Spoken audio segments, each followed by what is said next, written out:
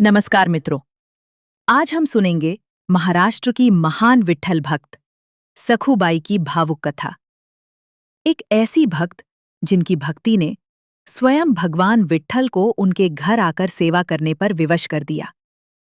महाराष्ट्र की पवित्र भूमि में सखूबाई नाम की एक सरल और गरीब स्त्री रहती थीं। वे कोई प्रसिद्ध संत नहीं थी, ना ही किसी बड़े आश्रम से जुड़ी थी। वे एक साधारण गृहिणी थी, लेकिन उनका हृदय भगवान विट्ठल की भक्ति में पूरी तरह डूबा हुआ था। सखूबाई का जीवन आसान नहीं था।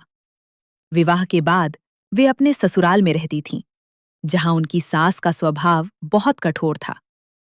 उन्हें सखूबाई का हर समय विट्ठल विट्ठल जपना बिल्कुल पसंद नहीं था। वे सोचती थीं कि सखूबाई भजन के बहाने काम से बचती हैं। इसी कारण वे सखूबाई से दिन भर घर का सारा काम करवातीं। सुबह से लेकर रात तक वे बिना रुके काम करती। पानी भरना, खाना बनाना, सफाई करना, पशुओं की सेवा करना। और जब सब लोग आराम करने चले जाते, तब भी सखूबाई को चक्की पीसने के लिए बैठा दिया जाता।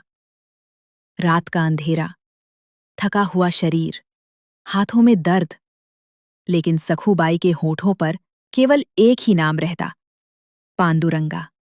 विट्ठला, पांडुरंगा। वे चक्की चलाते चलाते भगवान को याद करती रहती। उनकी आंखों में आंसू होते, लेकिन मन में शिकायत नहीं। उन्हें विश्वास था कि उनका विट्ठल सब देख रहा है। एक रात सखूबाई बहुत अधिक थक गई। शरीर में बिल्कुल शक्ति नहीं बची थी। वे चक्की के पास बैठकर विट्ठल का नाम लेने लगी। धीरे धीरे उनका मन भक्ति में इतना डूब गया कि उन्हें संसार का होश ही नहीं रहा। तभी एक अद्भुत चमत्कार हुआ। भक्तों पर कृपा करने वाले भगवान विट्ठल स्वयं वहां प्रकट हुए। कहा जाता है कि उन्होंने सखूबाई का रूप धारण किया और स्वयं चक्की चलाने लगे। पूरी रात भगवान अपने भक्त का काम करते रहे। चक्की घूमती रही, अनाज पिसता रहा और विट्ठल अपने भक्त की सेवा करते रहे। सुबह जब सास उठी तो उन्होंने देखा कि सारा काम पूरा हो चुका है। वे आश्चर्य में पड़ गईं। उन्हें समझ आ गया कि ये कोई साधारण घटना नहीं है।